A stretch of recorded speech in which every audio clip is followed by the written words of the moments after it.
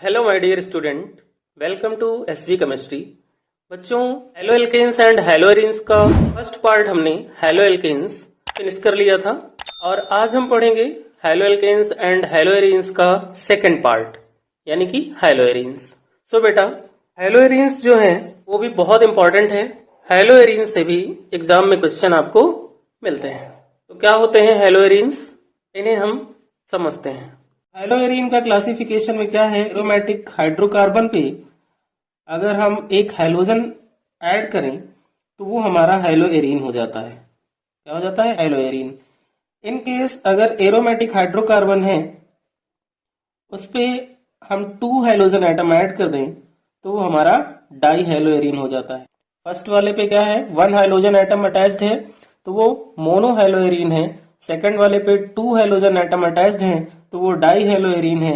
और थर्ड जो हमने लिया उस पे हमने 3 हेलोजन एटम अटैच्ड किए तो ये क्या है, ट्राई हेलोएरीन हो गया हमारा। ओके बेटा, on the basis of halogen atom हमने हेलोएरीन्स को क्लासिफाई किया। उसके बाद एलाइलिक हैलाइड जैसे होते थे वैसे ही एलाइलिक हेलोएरीन्स भी हैं।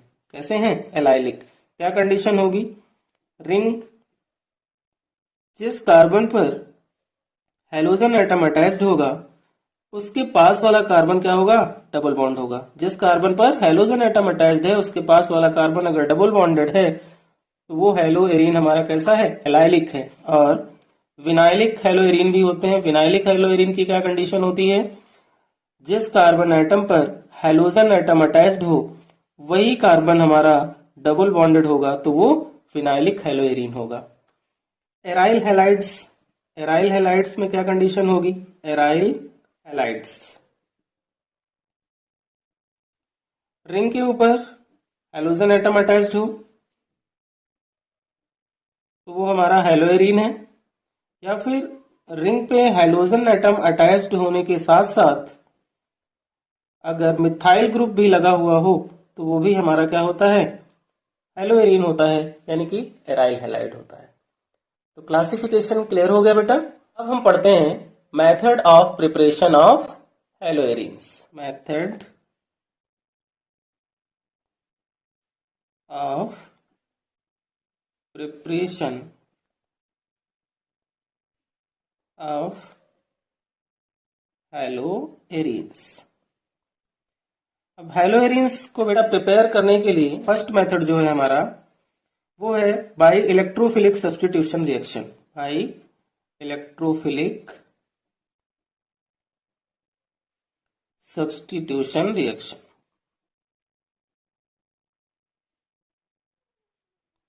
इलेक्ट्रोफिलिक सब्स्टिट्यूशन रिएक्शन मींस क्या होगा, इलेक्ट्रोफिलिक सब्स्टिट्यूशन रिएक्शन में हम करते हैं हैलोजिनेशन। हैलोजिनेशन में क्या होता है बेटा, हैलोजिनेशन में हम लेंगे बेंजीन रिंग और बेंजीन पे रिएक्शन कराएंगे हम किसकी, Cl2 की, इन प्रेजेंस ऑफ FeCl3, वो भी डार्क में। तो क्या होगा, जो Cl2 है बेटा वो हमें इलेक्ट्रोफाइल देगा। Cl2 हमें क्या देगा, इलेक्ट्रोफाइल देगा। और वो इलेक्ट्रोफाइल रिंग पर अटैक करेगा तो इलेक्ट्रोफाइल बेटा पॉजिटिव होता है तो यहां से जो हमें इलेक्ट्रोफाइल मिलेगा वो क्या होगा, Cl+। ये हमारा क्या होगा, इलेक्ट्रोफाइल होगा। और ये रिंग पे अटैच करेगा तो रिंग से क्या करेगा, एक हाइड्रोजन को रिमूव करेगा और इलेक्ट्रोफाइल उसी जगह पे जाके ऐड हो जाएगा और बाई प्रोडक्ट में यहां से HCl रिमूव हो जाएगा। सेम कंडीशन में बेटा अगर हम क्लोरोबेंजीन को एक्सेस क्लोरीन के साथ रिएक्ट करें इन प्रेजेंस ऑफ FeCl3 तो हमें ortho and para directive compound मिलते हैं। Ortho and para directive compound मिलते हैं क्योंकि Cl2 हमें यहाँ से क्या देता है, इलेक्ट्रोफाइल देता है। वो इलेक्ट्रोफाइल एक बार जाके आर्थो पोजीशन पे अटैच्ड होता है और एक बार जाकर के पैरा पोजीशन पर अटैच्ड हो जाता है। इसलिए हमें यहाँ पे 2 टाइप के मिलते हैं जिसमें पैरा वाला जो होता है वो हमारा मेजर प्रोडक्ट होता है और आर्थो वाला हमारा माइनर प्रोडक्ट होता है। ये इलेक्ट्रोफिलिक सब्स्टिट्यूशन रिएक्शन है जिससे हमने हेलोएरीन की प्रिपरेशन कर ली। सेकंड मेथड जो है बेटा हमारा वो है by side chain chlorination. By side chain chlorination क्या होगा कि मिथाइल बेंजीन लेंगे हम, क्या लेंगे बच्चों, मिथाइल बेंजीन अपनी नोटबुक और अपना पेन अपने साथ ले करके मेरे साथ साथ इक्वेशन करो बेटा, बहुत अच्छे से इक्वेशन आपको समझ में आएंगी। तो मिथाइल बेंजीन हमने लिया, मिथाइल बेंजीन को क्लोरीन से हमने रिएक्ट किया, वो भी लाइट की प्रेजेंस में। किसकी प्रेजेंस में? लाइट की प्रेजेंस में। और इसको हमने थोड़ा सा हीट भी किया, तो क्या होगा कि CH3 से एक H और Cl2 से एक Cl, HCl रिमूव हो जाएगा और जो हमारा प्रोडक्ट बनेगा वो होगा रिंग के ऊपर CH2Cl। जब तक यहाँ पर हाइड्रोजन है तब तक साइड चेन क्लोरीनेशन होता रहेगा। अगेन हम क्या करें, फिर हम Cl2 और लाइट से इसकी रिएक्शन करा दें। यहाँ से क्या होगा, H और Cl2 से Cl, HCl रिमूव हो जाएगा और यहाँ पे क्या बनेगा बेटा, रिंग के ऊपर हमारा हो जाएगा CHCl2। क्या होगा? CHCl2। अगेन फिर हम इसको क्लोरीन के साथ रिएक्ट करेंगे in presence of light. Again HCl remove होगा और यहाँ फाइनल प्रोडक्ट हमारा जो होगा वो क्या बनेगा, CCl3। CCl3 ये हमारा हेलोएरिन बन गया बेटा। नेक्स्ट मेथड है बेटा हमारा हेलोएरिन की प्रिपरेशन का, फ्रॉम डाइजोनियम साल्ट।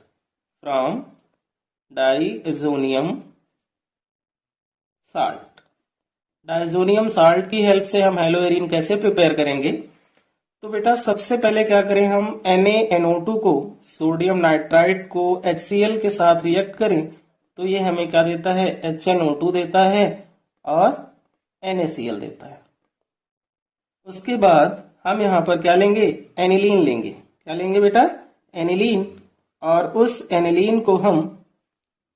एनिलीन को किसके साथ, HNO2 और HCl के साथ 0 से 5 डिग्री सेल्सियस, 0 से 5 डिग्री सेल्सियस पर हम इसको रिएक्ट करेंगे तो यहाँ पर क्या होगा, बेंजीन डाइजोनियम क्लोराइड बनेगा। एक N यहाँ से, एक N रिंग से, ये हो गया N2 और HCl से एक Cl, N2Cl plus by product में 2H, 3H, 4H और 2 ऑक्सीजन, बाई प्रोडक्ट में 2H2O इवॉल्व हो जाएगा। तो डाइजोनियम साल्ट कैसे प्रिपेयर होता है, सबसे पहले हमने ये सीखा। अब इस डाइजोनियम साल्ट की हेल्प से हम हेलोएरिन की प्रिपरेशन करेंगे। डाइजोनियम साल्ट से बेटा हमें 2 टाइप की रिएक्शन मिलती हैं। एक तो हमें मिलती है सैंडमेयर रिएक्शन और दूसरी होती है गाटरमैन। तो सबसे पहले हम सैंडमेयर रिएक्शन को डिस्कस करते हैं कि सैंडमेयर रिएक्शन से हम हेलोएरिन की प्रिपरेशन कैसे करें। तो उसी डाइजोनियम साल्ट का हम यूज यहाँ पे करने वाले हैं जो अभी हमने एनिलीन से बनाया है। किससे बनाया है? एनिलीन की रिएक्शन HNO2 और HCl से 0 to 5 डिग्री सेल्सियस पे करवा के हमने डाइजोनियम साल्ट की प्रिपरेशन की और उस डाइजोनियम साल्ट को हम यहाँ पर यूज करने वाले हैं। तो डाइजोनियम साल्ट यहाँ पर क्या करेगा, CuCl ऑब्लिक HCl के साथ रिएक्शन करेगा और हमें क्या देगा, क्लोरोबेंजीन देगा। और बाई प्रोडक्ट में यहां से N2 रिमूव हो जाएगा। इन केस यहां पर CuBr ऑब्लिक HBr यूज करें तो हमें यहां से ब्रोमोबेंजीन की फॉर्मेशन मिलेगी। यहां से क्या मिलेगा, ब्रोमोबेंजीन और नाइट्रोजन गैस इवॉल्व होगी। ये बेटा है हमारी सैंडमेयर रिएक्शन जो कि बहुत ज्यादा इंपॉर्टेंट है। अब अगर हमें आयोडोबेंजीन की फॉर्मेशन करनी है तो आयोडोबेंजीन जो होगा वो भी डाइजोनियम साल्ट से ही फॉर्म होता है। तो यहाँ पर हमने क्या यूज किया, N2Cl यूज किया। इसको हम Ki के साथ रिएक्ट कराएंगे तो हमें यहाँ पर आयोडोबेंजीन मिलेगा। यहाँ पर हमें क्या मिलेगा, आयोडोबेंजीन मिलेगा और यहाँ एक तो N2 गैस इवॉल्व हो जाएगी और दूसरी पोटेशियम के साथ कौन जाएगा, Cl। ये हमारी सैंडमेयर रिएक्शन है। अब सेकंड वाली करते हैं गाटरमैन रिएक्शन। गाटरमैन रिएक्शन और सैंडमेयर रिएक्शन में सेम ही प्रोडक्ट हमें मिलते हैं, बस थोड़ा सा ही डिफरेंस है। और वो डिफरेंस क्या है बेटा, वो आप इस इक्वेशन में देखेंगे तो आपको क्लियर हो जाएगा। यहाँ पे हमने क्या लिया, यहाँ पे हमने डाइजोनियम साल्ट ले लिया। इस डाइजोनियम साल्ट को हम अगेन रिएक्ट करने वाले हैं किसके साथ, जो रिएजेंट है यहाँ पर क्या हो जाएगा, Cu ऑब्लिक HBr।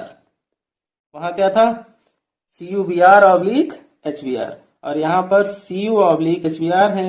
उस कंडीशन में यहाँ पे क्या बनेगा, ब्रोमोबेंजीन हमें मिलेगी और बाई प्रोडक्ट में नाइट्रोजन गैस रिमूव हो जाएगी। इन केस Cu/HCl अगर हम यूज करते हैं तो यहाँ पर हमें क्लोरोबेंजीन मिल जाएगा, क्लोरोबेंजीन, और नाइट्रोजन गैस इवॉल्व हो जाएगी। एक और इक्वेशन है जिससे हम हेलोएरिन की प्रिपरेशन कर सकते हैं। अगर हम यहाँ पर एनिलीन यूज करें, क्या यूज करें, एनिलीन, बेंजीन रिंग के ऊपर NH2, और उसको हम HBF4 से रिएक्ट कराएं, HBF4 से रिएक्ट कराएं, किसकी प्रेजेंस में, NaNO2 की प्रेजेंस में हम इसको क्या करें, हीट कर दें।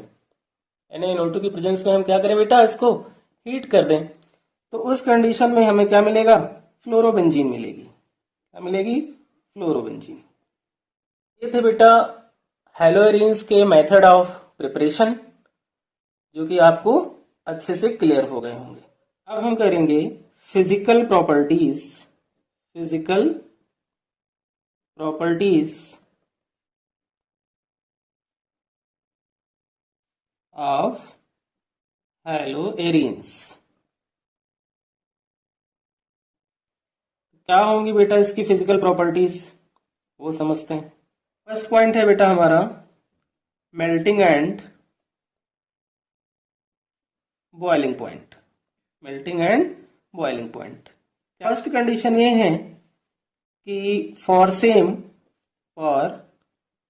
सेम एराइल ग्रुप, अगर एराइल ग्रुप हमारे पास क्या हो, सेम हो, उस कंडीशन में जो इसका बॉइलिंग पॉइंट का ऑर्डर होगा वो होगा I is greater Br is greater Cl is greater F is greater benzene. ये ऑर्डर होगा बेटा हमारा। सेकंड कंडीशन क्या होगी कि सेम हैलोजन एटम अटैच्ड हो, क्या हो, सेम हैलोजन एटम अटैच्ड, इस पे, रिंग पे। उस कंडीशन में बॉइलिंग पॉइंट जो होगा बेटा वो डायरेक्टली प्रोपोर्शनल होगा मॉलिक्यूलर मास के, मॉलिक्यूलर मास के। और थर्ड कंडीशन ये है कि when isomeric aryl halide, when isomeric aryl halide, अगर हमारे पास आइसोमेरिक एराइल हैलाइड होंगे तो क्या होगा, तो आइसोमेरिक एराइल हैलाइड के केस में दो कंडीशन है। मेल्टिंग पॉइंट की कंडीशन डिफरेंट है, उसमें पैरा का मेल्टिंग पॉइंट आर्थो से ज्यादा होता है और आर्थो का मेटा से ज्यादा होता है, और बॉइलिंग पॉइंट की जो कंडीशन है उसमें आर्थो का बॉइलिंग पॉइंट पैरा से ज्यादा होता है और पैरा का मेटा से ज्यादा होता है। ये कंडीशन है बेटा बॉइलिंग पॉइंट की। जब सेम एराइल ग्रुप लगा हो तो सबसे ज्यादा आयोडीन, फिर ब्रोमीन, फिर क्लोरीन, फिर फ्लोरीन, फिर बेंजीन का बॉइलिंग पॉइंट होगा। सेम हैलोजन एटम अटैच्ड होगा रिंग पे तो boiling point directly proportional molecular mass के होगा।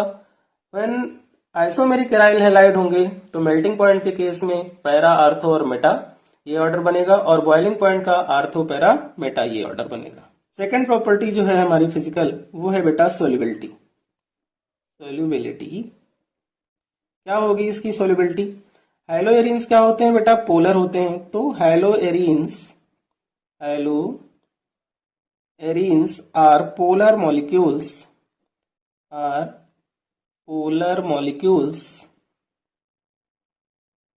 so they are insoluble in water,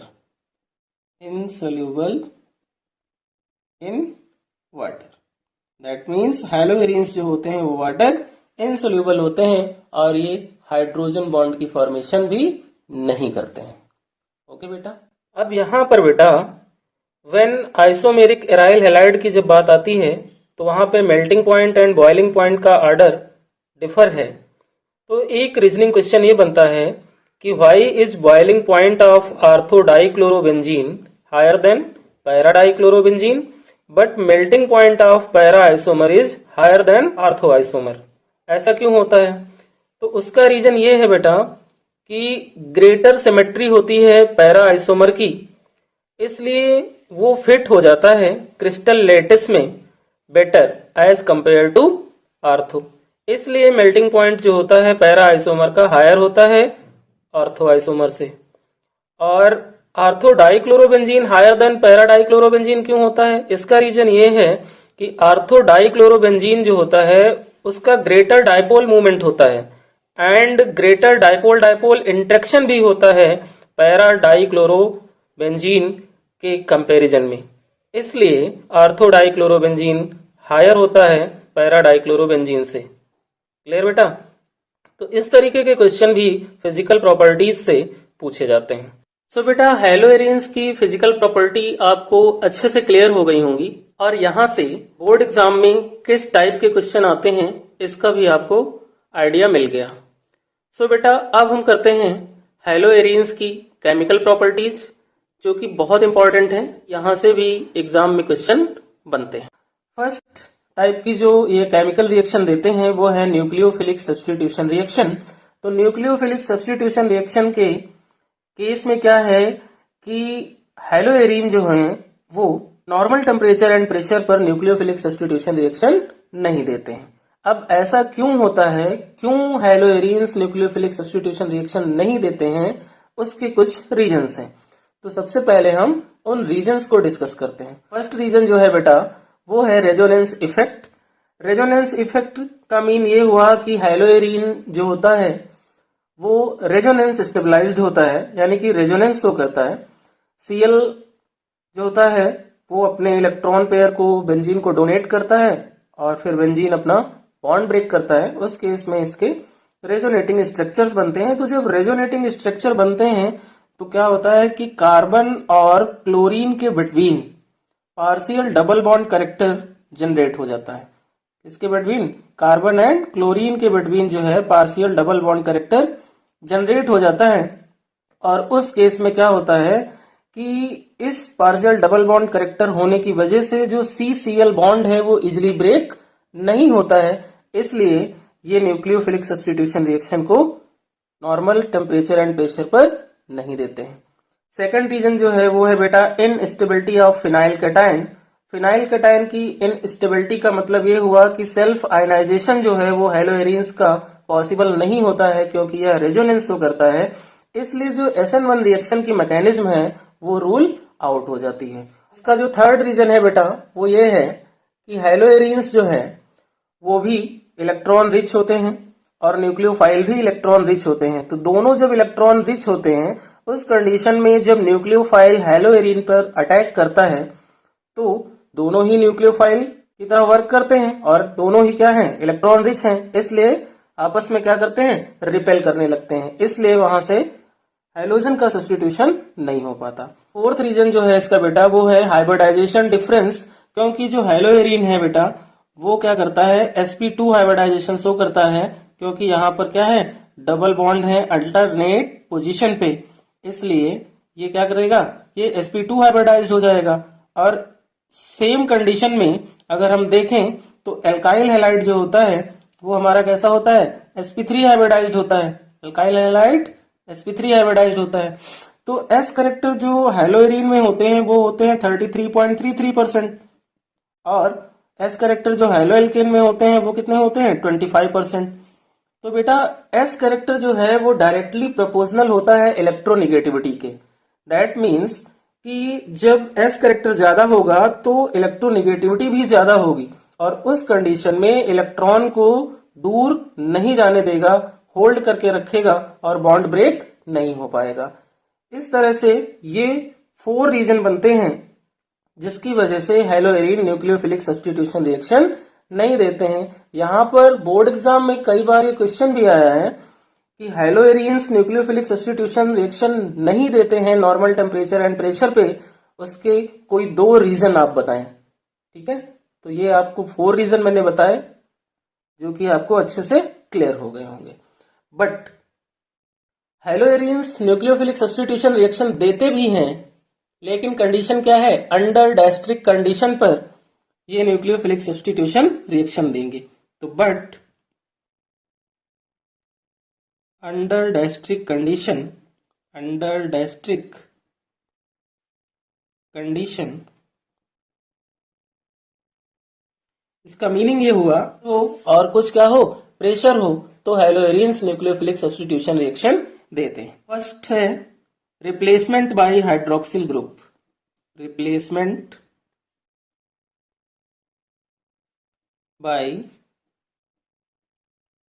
hydroxyl group. कैसे? यहां पर हमने क्या लिया बेटा, क्लोरोबेंजीन ले ली। यहां पे हमने क्लोरोबेंजीन ली और इस क्लोरोबेंजीन को हम रिएक्ट करेंगे किसके साथ, NaOH के साथ रिएक्ट करेंगे। किसके साथ रिएक्ट करेंगे, NaOH के साथ रिएक्ट करेंगे। बट यहां पर क्या होगा बेटा कि कुछ टेम्परेचर और कुछ प्रेशर होगा, लाइक 623 केल्विन टेम्परेचर हम यूज करें और 300 एटीएम प्रेशर अगर हम रखें इसका, तो यहां से जो ONa है वो Cl को क्या करेगा, रिप्लेस करेगा और पहले एक इंटरमीडिएट कंपाउंड बनाएगा जिसे हम कहेंगे सोडियम फिनॉक्साइड। क्या कहेंगे, सोडियम फिनॉक्साइड। तो यहाँ ONa ने क्या किया, Cl को रिप्लेस कर दिया और जो Cl था उसने H के साथ मिलकर के बाई प्रोडक्ट यहाँ से HCl रिमूव कर दिया। अब क्या करें इसका, अब हम इसका एसिडिफिकेशन करा देते हैं। तो एसिडिफिकेशन के लिए हम डाइल्यूट HCl यूज करें और डाइल्यूट HCl के साथ इसकी रिएक्शन कराएं। तो यहां से Na और यहां से Cl by product NaCl remove हो जाएगा और इस कंडीशन में यहाँ पे क्या होगा, फिनॉल बन जाएगा। क्या बनेगा, फिनॉल बन जाएगा। तो ये हमारी क्या हुई, अंडर डायस्ट्रिक कंडीशन पे न्यूक्लियोफिलिक सब्स्टिट्यूशन रिएक्शन हो गई किसकी, हैलोएरिन की। ठीक है, इस मेथड को हम डाउ प्रोसेस भी कहते हैं। क्या कहते हैं, डाउ प्रोसेस। ये बहुत ही ज्यादा इंपॉर्टेंट है और एग्जाम में कई बार ये क्वेश्चन आ चुकी है। इन केस बेटा हमारे पास हैलोएरिन हो, क्या हो, हैलोएरिन हो और उस हैलोएरिन पर कोई इलेक्ट्रॉन विड्रॉइंग ग्रुप लगा हुआ हो, कोई इलेक्ट्रॉन विड्रॉइंग ग्रुप लगा हुआ हो, तो क्या कंडीशन होगी, सेम इक्वेशन होगी। पहले तो NaOH के साथ रिएक्शन होगी और दूसरी कंडीशन में क्या होगा, डाइल्यूट HCl के साथ रिएक्शन होगी, उसका हम HN यूज कर ले रहे हैं। तो यहां पर जो टेम्परेचर होगा बेटा वो 443 केल्विन हो जाएगा। कितना हो जाएगा, 443 केल्विन। और इस 443 केल्विन पर ये क्या बना लेगा, पैरानाइट्रोफिनॉल बना लेगा, यानी कि Cl जो होगा वो रिप्लेस हो जाएगा। तो यहां पर पैरानाइट्रोफिनॉल बन जाएगा। इन केस अगर हमारे पास हैलोएरिन पे कई सारे नाइट्रो ग्रुप लगे हों, मीन्स आर्थो पे, फिर पैरा पे, फिर आर्थो पे NO2 ग्रुप लगा हुआ हो और ये Cl लगा हुआ हो, अब क्या होगा कि यहां पर हम इसको सिर्फ क्या करें, वार्म कर दें। क्या करें, वार्म कर दें और H2O की प्रेजेंस में हम इसकी रिएक्शन कराएं। तो क्या होगा कि यहां से Cl रिप्लेस हो जाएगा और यहां पे बनेगा क्या, इनके ऊपर OH, आर्थो पे NO2, पैरा पे NO2 और इस आर्थो पे भी NO2। इसे बेटा हम पिक्रिक एसिड भी कहते हैं, इसे हम पिक्रिक एसिड भी कहते हैं। ये हमारा क्या है, पिक्रिक एसिड है। तो इस तरह से अंडर डायस्ट्रिक कंडीशन पे हैलोएरिन्स हमें मिल जाती हैं। अब हम करेंगे बेटा नेक्स्ट टाइप की हैलोएरिन्स की केमिकल प्रॉपर्टी, जो कि है इलेक्ट्रोफिलिक सब्स्टिट्यूशन रिएक्शन। और इलेक्ट्रोफिलिक सब्स्टिट्यूशन रिएक्शन में फर्स्ट जो है हमारी वो है हैलोजिनेशन। हैलोजिनेशन, हैलोजिनेशन में क्या होगा बेटा कि हैलोएरिन जो है हैलोजन के साथ रिएक्ट करेगा और प्रोडक्ट देगा। कैसे होगी क्वेश्चन, यहां पर हमने क्या लिया, हैलोएरिन ले लिया। इस हैलोएरिन को हम रिएक्ट कराएं किसके साथ, चाहे हम Cl2 के साथ रिएक्ट कराएं या हम Br2 के साथ रिएक्ट कराएं और NHCl3 की प्रेजेंस में हम इसको रिएक्ट कराएं। यहां से क्या है कि हमें मिलेगा इलेक्ट्रोफाइल। अब Cl2 जो है वो हमें इलेक्ट्रोफाइल जो देगा बेटा वो हमारा क्या होगा, Cl+ होगा। और ये Cl+ आर्थो पोजीशन से H को रिमूव कर सकता है और पैरा पोजीशन से भी H को रिमूव कर सकता है।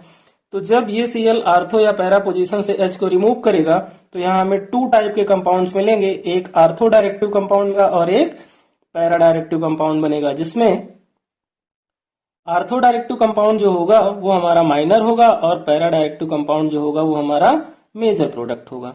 इस तरह से यहाँ पर इलेक्ट्रोफिलिक सब्स्टिट्यूशन में Cl जो है इलेक्ट्रोफाइल का वर्क करता है और प्रोडक्ट बनाता है और HCl यहाँ से बाय प्रोडक्ट रिमूव हो जाएगा।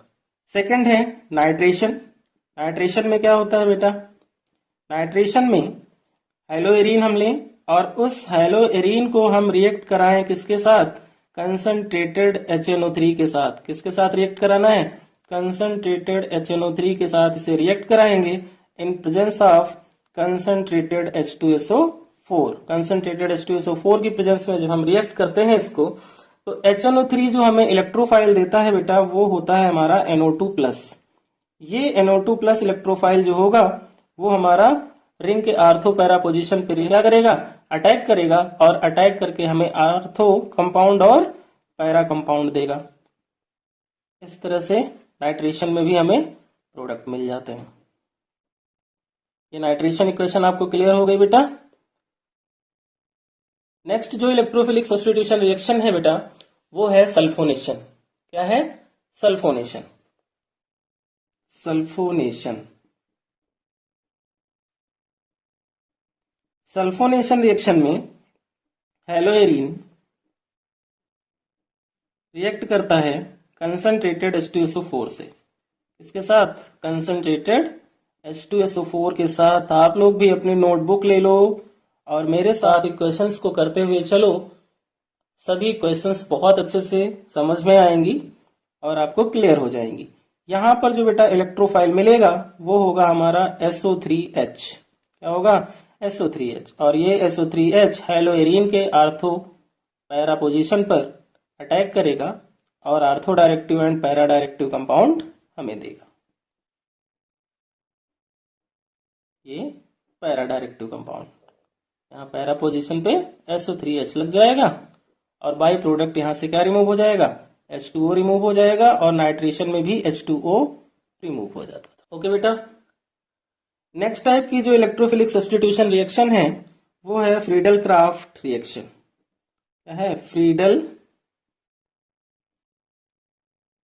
Craft reaction. Friedel craft reaction बेटा टू टाइप की होती हैं। एक तो होता है फ्रीडल क्राफ्ट एल्काइलेशन और दूसरा होता है फ्रीडल क्राफ्ट एसाइलेशन। तो सबसे पहले हम करते हैं फ्रीडल क्राफ्ट एल्काइलेशन रिएक्शन, उसके बाद हम करेंगे फ्रीडल क्राफ्ट एसाइलेशन। तो एल्काइलेशन रिएक्शन का मीनिंग ये हुआ कि हेलोएरीन जो है वो एल्काइल हैलाइड से रिएक्ट करेगा। यहाँ पे हमने हेलोएरीन लिया और हेलोएरीन को हमने रिएक्ट कराया किसके साथ, एल्काइल हैलाइड यानी कि मिथाइल क्लोराइड के साथ एनहाइड्रस AlCl3 की प्रेजेंस में। एनहाइड्रस AlCl3 की, तो यहां से जो इलेक्ट्रोफाइल मिलेगा वो होगा बेटा हमारा CH3+, और ये पैरा पोजीशन से क्या करेगा, H को रिमूव करेगा और वहां जाके अटैच्ड हो जाएगा, तो हमें ortho and para directive compound मिल जाएंगे। ये हमारा आर्थो डायरेक्टिव कंपाउंड एक मिल गया और ये हमारा पैरा डायरेक्टिव कंपाउंड मिल गया, जिसमें आर्थो जो है हमारा वो क्या है, माइनर प्रोडक्ट है, और पैरा जो है वो हमारा मेजर प्रोडक्ट है, और यहाँ से बाई प्रोडक्ट जो है वो HCl रिमूव हो गया। अब एसाइलेशन रिएक्शन। एसाइलेशन रिएक्शन में क्या होगा बेटा कि एसाइल क्लोराइड से हम इसकी रिएक्शन कराएंगे, किसकी, हेलोएरीन की। तो ये हेलोएरीन हमने ले लिया।